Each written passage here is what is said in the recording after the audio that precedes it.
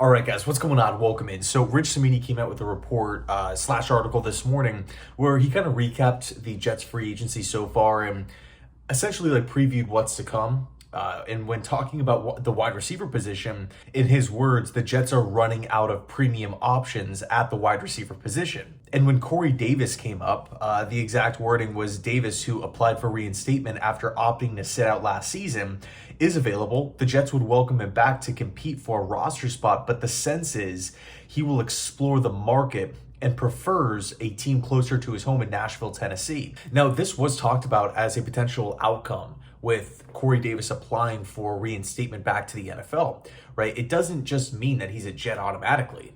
The Jets did in fact go out and release him. And you can maybe push back and say, well, why did we do that? Why didn't we just trade him, right? Get something back in return for him if he wants to play in the NFL, but, he doesn't want to play for the Jets, just, move him to another team and call it a day. Well, I think there's really two main arguments against that point. Number one, Corey Davis is coming off a season where he didn't play. And it wasn't because of injury. It's because he literally retired from the game. So from my perspective, we don't know what was going on. We don't know if it's something that Davis is, currently dealing with. We don't know the exact reason. All we can do is just hope that, he's all good. And because of that unknown factor, I mean, you don't walk away from literally millions and millions of dollars, walking away from, playing wide receiver for, a fantastic future first ballot Hall of Famer in Aaron Rodgers, if it wasn't something significant. Not just, I don't want to play for the Jets. Because if that was the case, he would have just sat out or requested a trade or demanded his release or something like that. There must have been something going on for him to literally retire.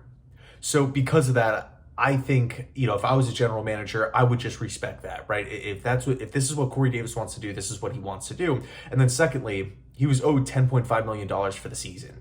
We're looking at what wide receivers are going for. Is a team out there really going to send the Jets something back in return for a player that is owed over $10 million at the wide receiver position? He's coming off a season where he didn't play, so there should be expected rust there, along with the fact that in the two prior seasons that he had with the Jets, he did experience injury. He missed some time, had some drop problems, and never eclipsed 35 catches in each season. So I do feel like it would have been just a hard sell to try to recoup a draft pick for Corey Davis at this point in time.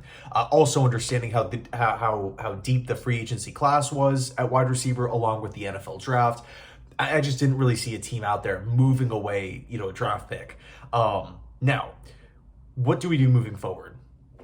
If Corey Davis does in fact sign with, whoever, the Tennessee Titans or whoever it may be, somewhere closer to his home, the Jets are, we're still out a wide receiver here. We currently need, despite bringing in Tyron Smith and Javon Kinlaw and Tyrod Taylor, we still need a wide receiver too.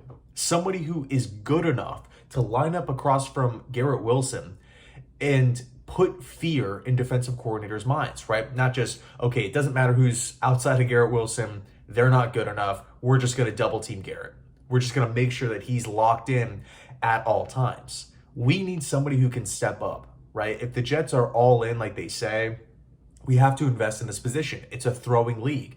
It's fantasy. It's points. It's, we're seeing like all the flags against defensive players. We have to load up at this position here. So where do we go from here?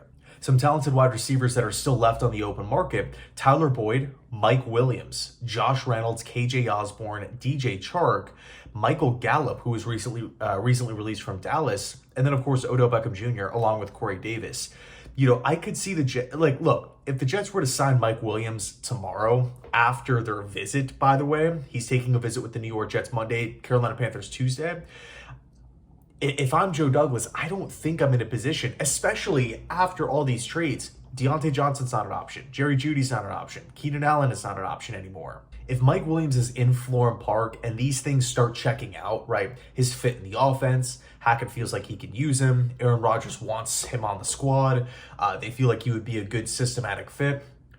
I think at that point in time, you just gotta figure out the financials, right? If it's looking like a solid match here, work out the financials. Don't, like, I understand Joe Douglas has his price and he's never going to come down off his price and whatnot, but at the end of the day, there is so much pressure on Douglas to turn this thing around.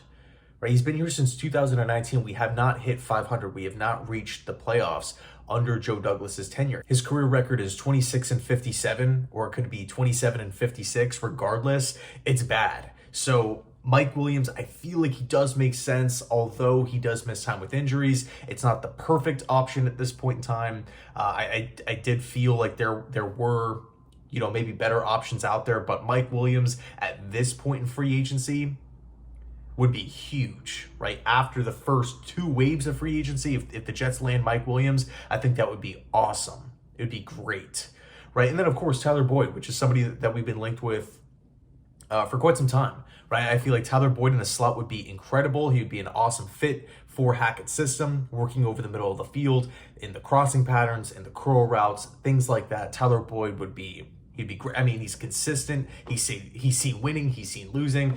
He's a great teammate, great leader. He's used to kind of playing off of a number 1 wide receiver. Totally fine in his role. I think Tyler Boyd makes a ton of sense. And then Michael Gallup is an interesting one. Obviously just released from Dallas, and Dallas did give him a pretty big contract not too long ago here. But Cimini actually pointed out that the player that Jets fans should keep their eye on is Odell Beckham Jr. Now, I don't know how much Beckham pushes the needle forward. I'm not sure, you know, in comparison to some of the guys that have already signed or been traded. I'm not sure Odell, you know, if news breaks today, right, the New York Jets agreed to terms with Odell Beckham Jr., I don't know if I'm looking at the wide receiving core and saying, okay, we're done. We're loaded up now. No issues. We're fine. I don't know if I'm going to feel that way. Probably not, right? So it'll be interesting. But I definitely wanted to kind of talk about this situation, right? Again, as Cimini pointed out, Davis looking likely to maybe playing for a team that's closer to his hometown in Nashville, Tennessee. Bit of a tough pill to swallow for sure. Anyway, let me know your thoughts down below in the comment section. Thanks so much for watching, and as always, go Jets.